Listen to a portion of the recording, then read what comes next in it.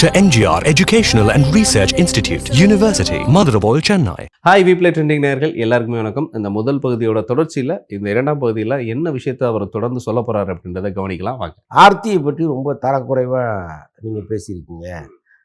பணம் வாங்கிட்டு ஆதாயம் இல்லாமல் பணம் வாங்கிட்டு ஆதாரம் இல்லாமல் சில கருத்துக்களை முன் வச்சுருக்கீங்க. இதுக்கு நான் உங்கள் மேலே வழக்கு போடுறேன் அப்படின்னு சொல்லி போட்டிருக்காரு.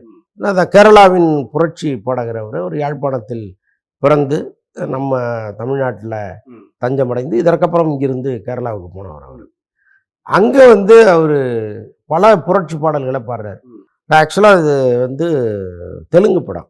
கண்ணப்பா மோகன் பாபுடைய மகன் மனோஜ் மஞ்சு தயாரித்து நடிக்கிற படம் அது. அந்த படத்துலேருந்து தான் சில காட்சிகள் வெளியில் ரிலீஸ் ஆயிடுச்சு அப்படின்னு சொல்கிறாங்க. அந்த ஹார்ட் டிஸ்கை ஒருத்தர் திருடிட்டு போயிட்டாரு.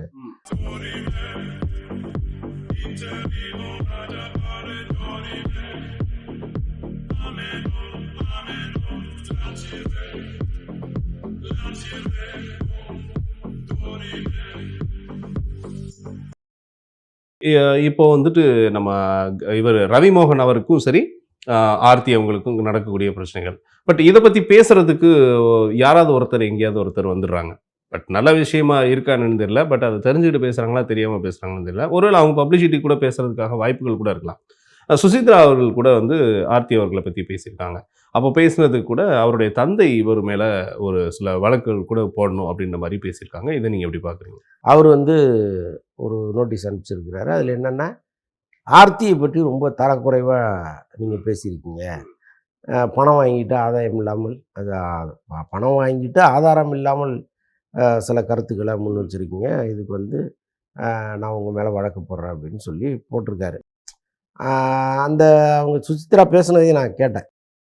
அவ்வளவு தூரம் பேசியிருக்க வேண்டிய அவசியம் இல்லையோன்னு தான் எனக்கு பட்டுச்சு. ஆக்சுவலாக அவங்களுக்கு தனுஷ் மேலே ஒரு பெரிய எரிச்சல் இருக்குது.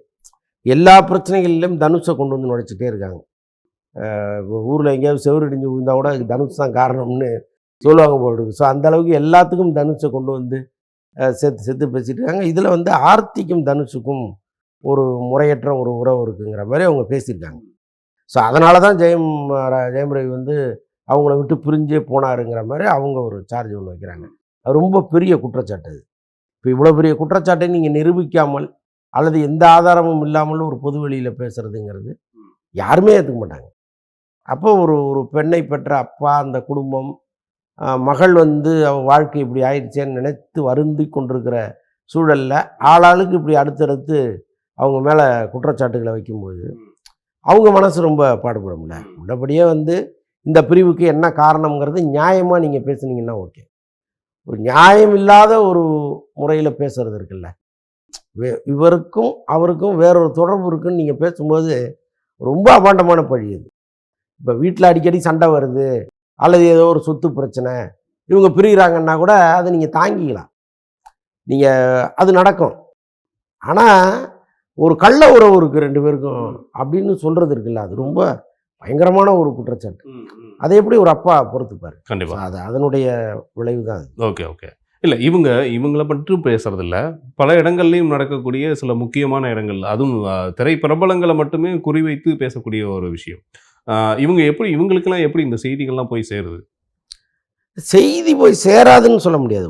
செய்தி உண்மையாக இருக்கிற பட்சத்தில் அவங்க சொல்லும் பொழுது அவங்க ஒரு சோர்ஸ் இல்லாமல் சொல்ல மாட்டாங்க. இப்போ ஒன்றும் இல்லை, தொடர்ந்து இந்த திரைத்துறையில் தானே இயங்கிட்டு இருக்காங்க. அவங்களுடைய பழைய நண்பர்கள் எல்லாருமே இங்கே தானே இருப்பாங்க. அப்போ எங்கேயோ யாரோ பேசி அவங்க காதுக்கு வரலாம், அல்லது அவங்கள்ட்டே விஷயத்தை சில பேர் சொல்லலாம். ஏன்னா இப்போ சோசியல் மீடியாவில் அவங்க பேசுனாங்கன்னா அது பெரிய அளவு ரீச் ஆகுது. இப்போ என் பிரச்சனையை நீங்கள் பேசுனீங்கன்னா எனக்கு ஒரு நியாயம் கிடைக்குன்னு அவங்கள்ட்ட சொல்கிறதுக்கெல்லாம் ஆட்கள் இருக்காங்க. எனக்காக நீங்கள் பேசுங்கன்னு சொல்கிறதெல்லாம் நடக்குது. பட் இந்த விஷயத்தை அவங்க யார் சொல்லி பேசுனாங்கங்கிற ஒரு சந்தேகமும் இருக்குது. Okay okay okay. இப்போ பொதுவாக சில படங்களில் பாடல்கள், பட் அந்த பாடல்களில் வரக்கூடிய எழுத்துக்கள் இதெல்லாம் யார் கொடுக்கறது அப்படின்ற ஒரு விஷயம் இருக்குது. ஸோ இன்னும் நிறையா புதுசாக வரக்கூடிய கவிஞர்கள் கூட அந்த மாதிரி கொடுக்குறாங்க. பட் இந்த மாதிரி சில வித்தியாசமான ரேப் பாடல்களில் அதில் ஃபேமஸான சில பேர்லாம் உண்டு. பட் இப்போ அதில் ஒரு வேடன் அப்படின்ற ஒரு நல்ல ஒரு ரேப் பாடகர், இவருடைய வரிகள் கிட்டத்தட்ட ரொம்ப வலி நிறைந்ததாக இருந்தது அப்படின்றது. பட் இவருடைய வளர்ச்சிகளில் இப்போ ஒரு தடை இருக்குது. அது வந்து ஒரு கிட்டத்தட்ட அவர் காவல்துறை போற அளவுக்கான ஒரு வழியை ஏற்படுத்தியிருக்கு. இதை நீங்க எப்படி பார்க்குறீங்க? அதான் கேரளாவின் புரட்சி பாடகர் அவர். ஒரு யாழ்ப்பாணத்தில் பிறந்து நம்ம தமிழ்நாட்டில் தஞ்சமடைந்து இதற்கப்புறம் இங்கிருந்து கேரளாவுக்கு போனவர் அவர். அங்கே வந்து அவர் பல புரட்சி பாடல்களை பாடுறார். இந்த சமூகத்தில் எதையெல்லாம் குறையோடி போயிருக்கோ அதெல்லாம் ஒழிக்கணும் அப்படிங்கிறதா ஒரு நோக்கமாக இருக்குது. முக்கியமாக சாதியை கையில் எடுத்து பேசுகிறாரு, ஏற்றத்தாழ்வுகளை பேசுகிறாரு, பெண்ணியம் பேசுகிறாரு, பெண் உரிமை பேசுகிறாரு. ஸோ பல விஷயங்களை வந்து ரொம்ப ஆணித்தரமாக அவர் அந்த வரிகள் மெட்டு அந்த ரேப்பில் கொண்டு வர்றதுங்கிறது பல பேருக்கு ரொம்ப அப்படி வந்து போட்டு அவங்கள உலுக்கி எடுக்குது. கேரளாவில் ஒரு பெரும்பான்மையான கூட்டம் அவருக்கு அடிமையாக இருக்குது. அவருடைய அந்த ரேப் சாங்கில் அவ்வளோ கூட்டம் வந்து கூடுறாங்க, ஆடுறாங்க, அவ்வளோ ரசிக்கிறாங்க அவரை. அந்த கருத்துக்கள் வந்து சில நேரம் பெரிய இடத்த போய் சீண்டுது. முதல்வர் அங்கே வந்து இவருக்கு ஆதரவான ஒரு முதல்வர் இருக்கார். ஆனால் பிரதமரை பற்றியெல்லாம் சில கருத்துக்களை அவர் சொல்லும்பொழுது அங்கே இருக்கிற பிஜேபி சார்ந்தவர்கள் இந்த வேடனுக்கு எதிராக சில விஷயங்களை பண்ணுறாங்க. அப்படி வந்து இவர் மீது புகார் கொடுக்கப்பட்டு இவர் நடுவில் வேறு சில வழக்குகளுக்காக கைது செய்யப்பட்டு இப்போ மீண்டும் வந்திருக்கிறாரு. ஸோ இன்றைக்கி அவருக்கான ஆதரவுங்கிறது பயங்கரமாக பெருகியிருக்கு. இந்த கேரளாவில் மட்டுமே பிரபலமடைந்த வேடன் இன்றைக்கி தமிழ்நாடு, ஆந்திரா, கர்நாடகான்னு பல பகுதியில் வந்து அவருக்கு வந்து ஒரு பெரிய கூட்டம் வர ஆரம்பிச்சிருச்சு. அவருடைய பாடல்களை கேட்டு அடேப்பா எப்படி இருக்குது அப்படின்லாம் ஒரு பெரிய கூட்டம் வந்து அவருக்கு ஆதரவாக நிற்கிது. நிஜமாக ஒரு பெரிய ரொம்ப ஆச்சரியமாக தான் இருக்குது. ஏன்னா இப்போ பல மொழிகளில் இந்த மாதிரி பாடகர்கள் இருக்காங்க. இப்போ நம்ம மாநிலத்திலேயே வந்து இப்போ சென்னையிலேயே இவர் இருக்கார், திருக்குறள் அறிவு இருக்கார். ரொம்ப அழகான வரிகளை போட்டு அவருடைய பிரச்சனைகளை ரொம்ப அழகாக ப்ரெசன்ட் பண்ணுறாரு அவர். அப்புறம் இந்த பால் டப்பான்னு ஒருத்தர், அவரும் வந்து இந்த மாதிரி சமூகம் தொடர்பான கருத்துக்களை பாடுறது. ஸோ அது பண்ணுறாரு. அப்புறம் அசல் கோளாறுன்னு ஒருத்தர் இருக்கார், ஹிப்ஹாப் ஆதி இருக்கார், கோவன் இருக்கார், இருந்தார், பாஸ்டன்ஸில் நம்ம சொல்ல வேண்டியதாக இருக்குது. இப்போ அவர் ஒன்றும் சத்தத்தையே காணும். ஸோ இந்த மாதிரி பல பேர் வந்து நம்முடைய பிரச்சனைகளை, பொதுமக்களுடைய பிரச்சனைகளை பொது மேடைகளில் பாடி பெரிய அளவு வந்து அவங்க கவனிக்க வைக்கிறாங்க. ஸோ அந்த மாதிரி வந்து வேடன் ஒருத்தராக கேரளாவில் இருக்கார், மிகப்பெரிய செல்வாக்கோடு இருக்கார். கண்ணப்பான்னு ஒரு படம் சார். இதில் வந்து அதில் ஒரு முக்கியமான பகுதியோடைய ஹார்ட் டிஸ்க் வந்து தொலைஞ்சிருச்சு. இப்போ இதெல்லாம் வந்து என்ன மாதிரியான சூழல், எவ்வளோ காட்சிகள், எவ்வளோ பொருட்செலவில் எடுத்திருப்பாங்க, இப்படி ஒரு திருட்டு நடந்திருக்கு. பட் ஏன் அந்த இடத்துல அங்கே என்ன ஒரு ஒரு அசாதாரண நிலை? ஆக்சுவலாக இது வந்து தெலுங்கு படம். கண்ணப்பா மோகன் பாபுடைய மகன் மனோஜ் மஞ்சு தயாரித்து நடிக்கிற படம் அது.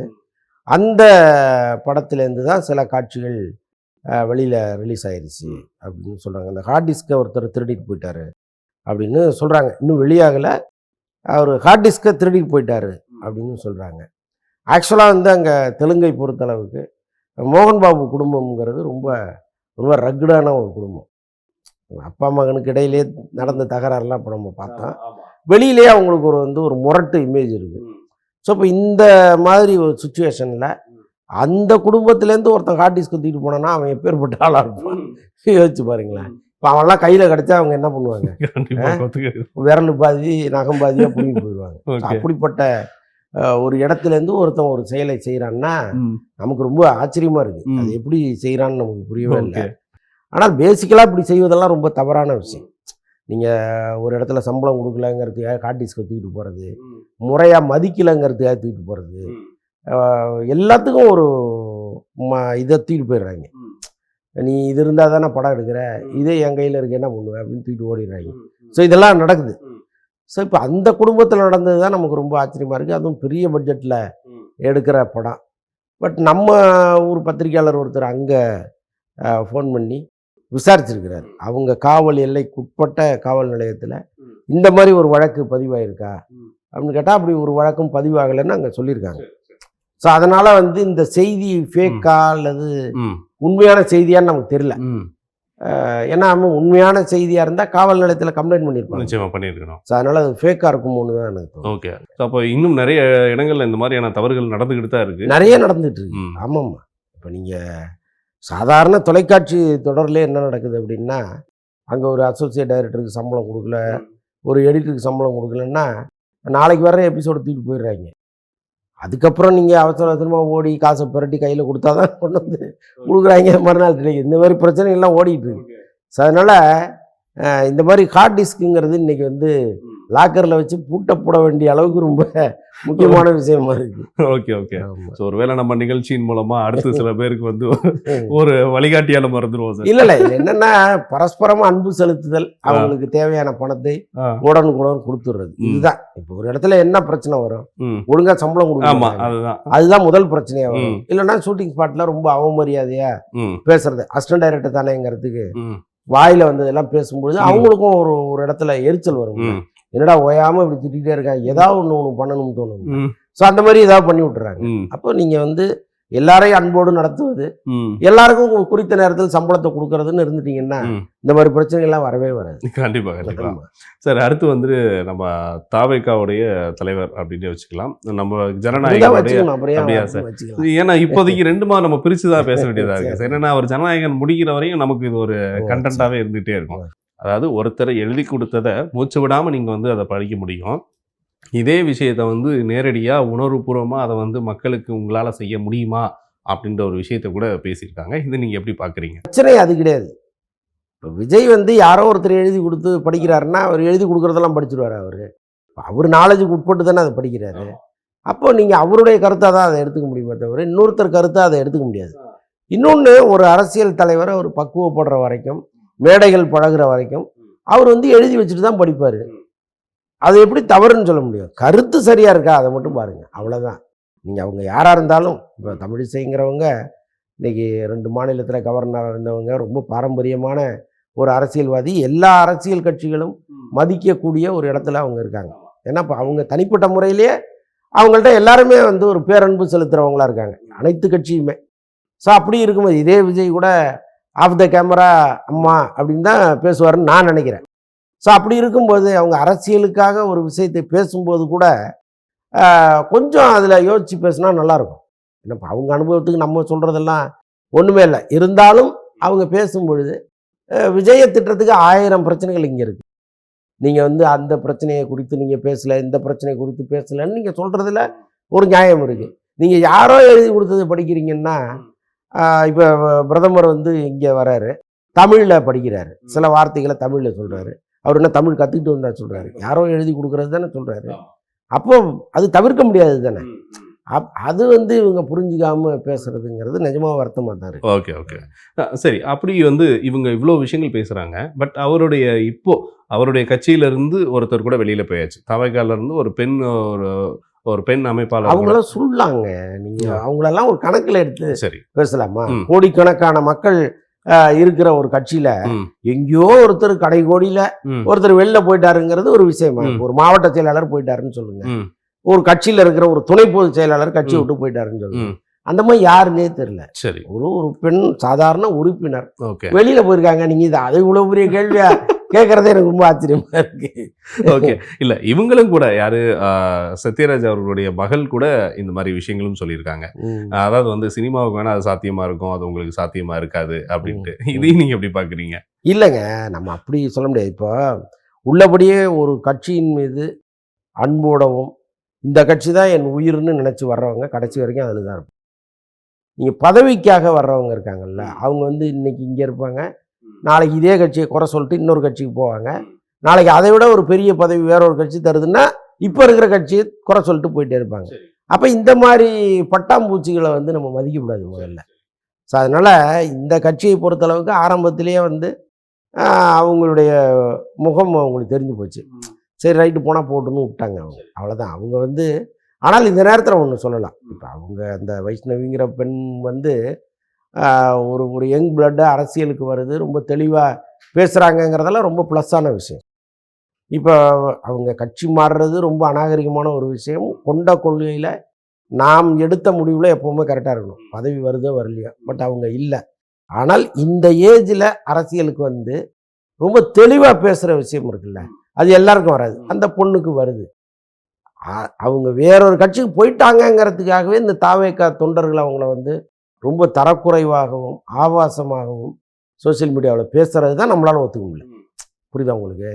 அதை வந்து அவங்க தவிர்க்கணும். இன்னைக்கு ஒரு கட்சி மாறி போகிறதுங்கிறதெல்லாம் இன்றைக்கி ரொம்ப சர்வசாதாரணமாக போயிடுச்சு. மந்திரிகளே மாறி மாறி போகிறாங்க, பதவி இல்லைன்னா வேற ஒரு கட்சிக்கு போகிறாங்க. அப்போ நேற்று வந்த ஒரு பெண் ஏதோ ஒரு அரசியலுங்கிறதே என்னன்னு இன்னும் தான் இன்னொரு 5-6 வருஷம் ஆகும் அவங்களுக்கு புரியறதுக்கு. இப்போ தான் படிச்சுட்டு இருக்கிற ஒரு பொண்ணு ஏதோ ஒரு தவறு செஞ்சுட்டாங்கன்னே வச்சுங்களேன், அதுக்காக ரொம்ப ரொம்ப முகம் சுளிக்கிற வகையில் அவங்கள விமர்சனம் பண்ணுறதுங்கிறது நமக்கு ரொம்ப ரொம்ப கஷ்டமாக இருக்குது. ஓகே ஓகே சார், இந்த வாரம் வந்து ரொம்ப சிறப்பான விஷயங்களும் பேசணும், அந்த சிறப்பான சில தகவல்களும் தெரிஞ்சுக்கணும். சினிமாக்குள்ளார என்ன மாதிரியான ஒரு நிலைப்பாடெல்லாம் இருக்கணும், எங்கெங்கெல்லாம் அமைதி நிலவணும் அப்படின்றதெல்லாம் நம்ம பேசுகிறோம். அங்கங்கே நிலவுனா நல்லது, நிலவாட்டினா அப்படி தான் பேசிகிட்டு இருக்க மாதிரி ஒரு சூழல். ஓகே சார், ரொம்ப நன்றி. நன்றி. இந்த 2 பகுதிகளிலுமே ரொம்ப அழகான பேச்சு, 2 விஷயங்களை ரொம்ப முக்கியமாக சொல்லி முடிச்சிருக்காரு. பட் இந்த மாதிரியான படங்கள்லாம் வெளிவரத்துக்கு தடையா அப்படின்ற ஒரு விஷயமும் ஒரு கேள்விக்குறியா எழுப்பியிருக்கு. ஸோ வாங்க, இன்னும் வரப்போகிற நாட்களில் அந்த படங்கள் வந்து வெளியாகுதா இல்லையா அப்படின்றத நம்ம தெரிஞ்சுக்கலாம். அதுவரை உங்களிடமிருந்து விடைபெற போவது உங்களுடைய அன்பு தொகுப்பான நேசன். சட்டா பாய்.